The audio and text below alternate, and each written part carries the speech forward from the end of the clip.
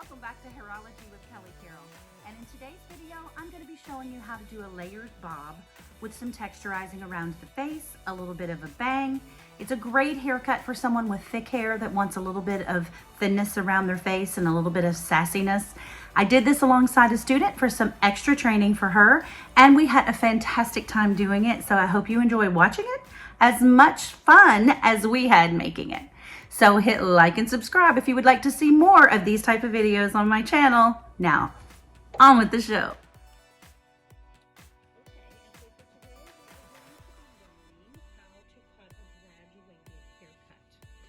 First of all, by dividing the hair into different zones, such as zone 1, zone 2,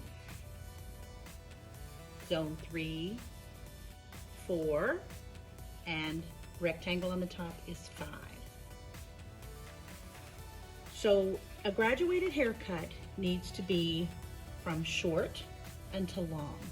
So if you're using your comb, when you are fitting the head, such as the round, the roll, and the flat of the head, your flat is going to be from your nape until where the comb comes up and off of the occipital bone, as such. So this is going to be the top of your triangle. So let's make a triangle section.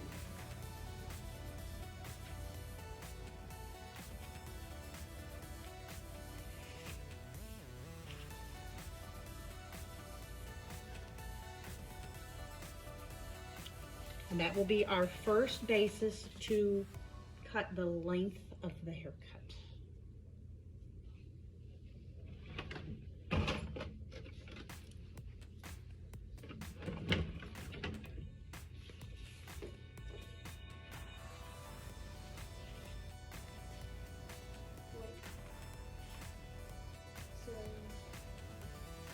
So we have a triangle as such, because we did this. So basically, Where it comes off of the flat of the head, because you got your flat and your nape, and if you measure out your triangle, this is where it comes off of the head. So that's where we want the top of our triangle.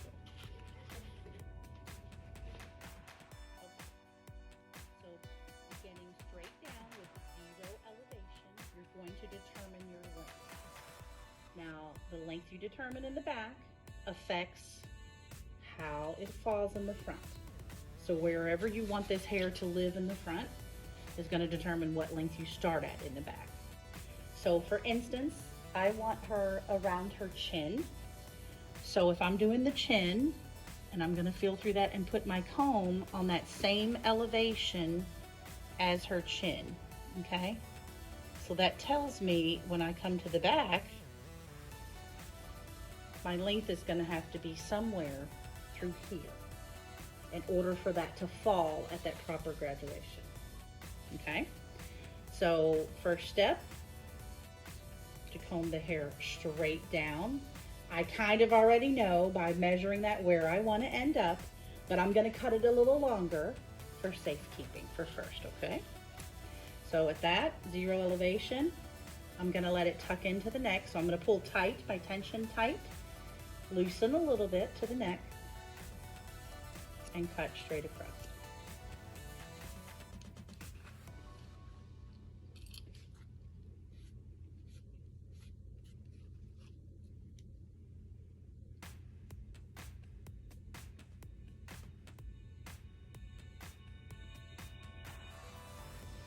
You can cut more than that, and you can pull.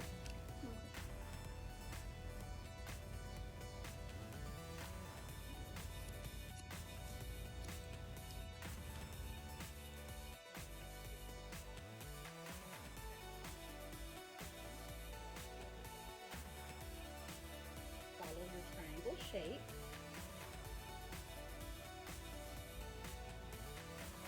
Because again, we're still determining the length, but we're going to start to move the hair a little bit.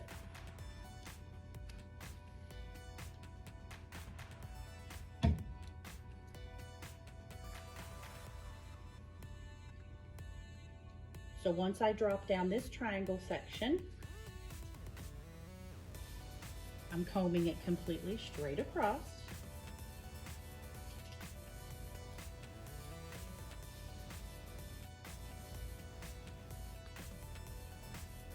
I'm going to move a little bit of hair out of the way to the left and a little bit of hair out of the way to the right so that I can focus on the middle. So I have a little bit of hair on either side of my parting that's coming to the middle to make my shortest length. And pull that down, 0 elevation, and cut. Then I'll move to my left. I am not going to move because if I move, then I'm going to cut that straight across and it's going to cut the angle off. So I'm going to bring this hair to me. So I am dragging it because distance makes length. So I'm dragging this hair back to my 0 degree elevation and cutting straight across. I'm going to repeat that on this side, dragging this hair back. I'm not moving. 0 elevation.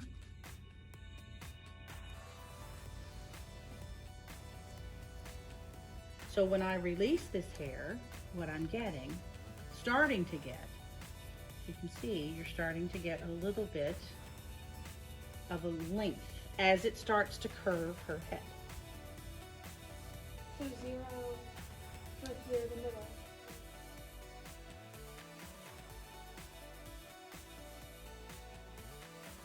Okay, so now our next section, we determined that length. So we're going to take that same section, again, divide it up a little bit on either side of the part, and we're going to pull this out at a 45-degree angle.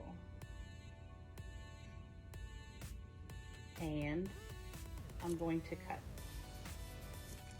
in towards my length. When I do that, that's going to make this a little bit short to long, and it's going to make it hug into the neckline. Then you'll step, to the left, drag that to the middle, and do the same thing. You're still at a 45. You're following your guide, and you're cutting that to the length that you created. Last step, same thing.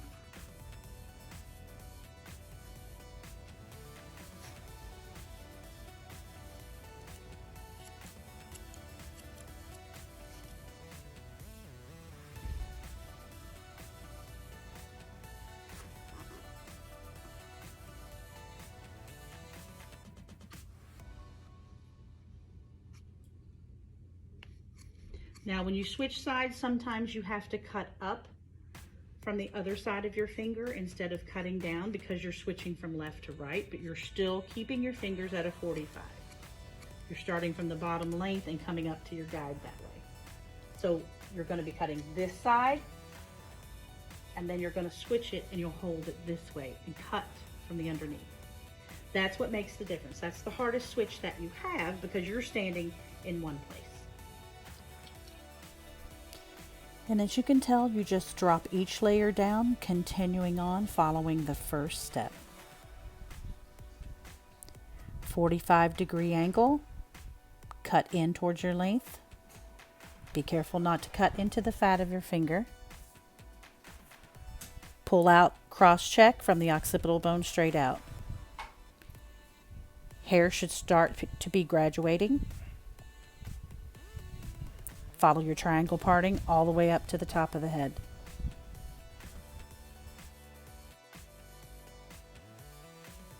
And as you can see, she had just as much fun cutting as I did. Now this is what I call flatlining, where you're freehanding against the skin to even out the edges.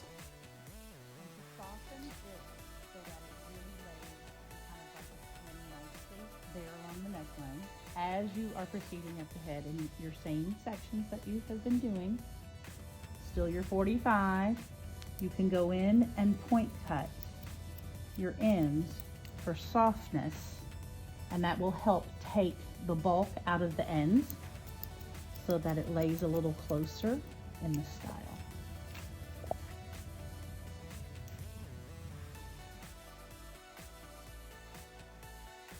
Now as you come to the sides, you're going to drop down your zone, and then you're going to put that into a diagonal parting and do an ear split. This will determine your length. Pull it to the back, cut to your guide in the back, and then pull it to the front, and you will determine your length in the front. Again, flatline it to lay wherever you want it to lay, keeping the shear straight so that you form the edges and the point. Then continue on doing the same steps on the reverse side. Please remember to do your ear split. The hair needs to lay flat behind the ear and then in front of the ear so that you can determine the proper length. Always check your length.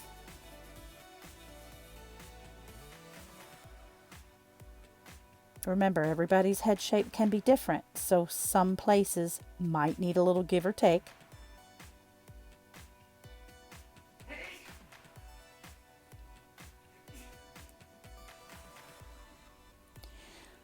To form the bang, make a diagonal section on the top of the head. Usually this is from the apex to the brow. I comb it to the side that they like to wear it on. And then with the hair being extremely damp, I begin slide cutting and slide from where I want my length to start, sliding it to the bottom, making a very soft fringe.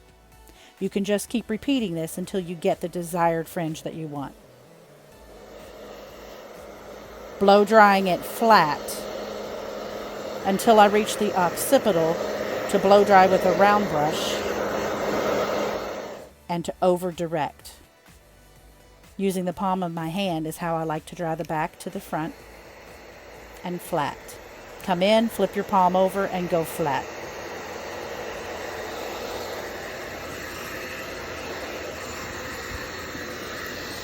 Using a medium-sized round brush, I over-directed from the occipital bone up and used the cool shot of my blow dryer to help set the ends. Once the hair is dry, cool shot, and then release.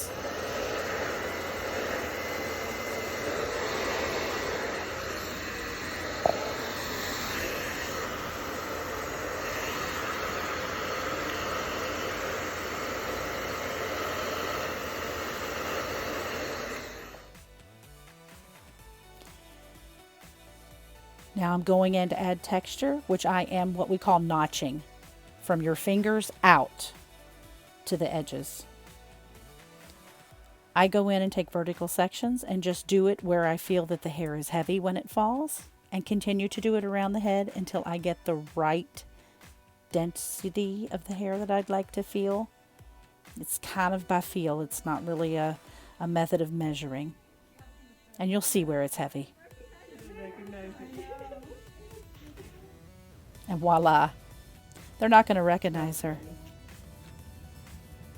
You did it? Miss Carroll said it, yeah. She looks fabulous. And the best thing of all is that the students got to watch every step of the way.